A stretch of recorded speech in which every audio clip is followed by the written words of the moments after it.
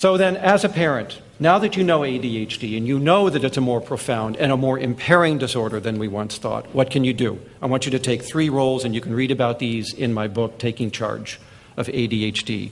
The first role every parent should play is to become a scientific parent, which means make yourself an expert.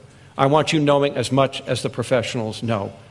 So you should be reading widely, because truth is an assembled thing. It doesn't come from a single website or source. It comes from integrating across those and seeing the reliable information that keeps showing up across the various sources that you're reading.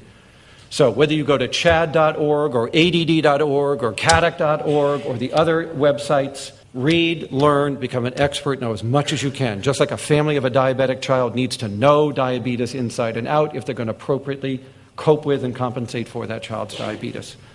And then, just like a scientist, you are going to have to experiment. There are hundreds of things that you can do, but they don't all work for every child. So we have to test, revise, try it. Does it work? If it doesn't, let's move on to something else. So there's a test, revise process about raising an ADHD child. You're not going to get it perfect out of the gate. And what worked for one parent may not work for your child. And somebody may be on Concerta, but your child's going to need Adderall or Vyvanse or Strattera.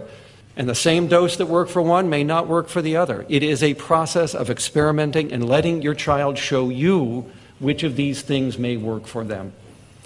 So be an experimenter. I tell that because parents come in and they try the token system and it didn't work, and they try timeout, and expecting that the first thing out of the gate is going to be successful, and it isn't always so. You got to keep trying. And then I want you to become very skeptical. There is a lot of junk knowledge out there, especially on the internet. You type ADHD into Google, which I did this morning, 14 million replies. There is no way a parent can search that for the diamond in the dung heap. So I want you to become very skeptical. If you are not hearing this information reliably across different sources, it probably isn't true. And if it sounds too good to be true, just like financial planning, it probably is, right? So be careful out there. There are magnetic mattresses, there's copper bracelets, there's ginkgo biloba, there's omega-3 6s, there's antioxidants like pycnogenol. There is so much junk out there. There's a clinic in Las Vegas that will diagnose your whole family and give you chips to spend at the casino.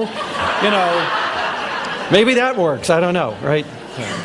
But you get the point, all right?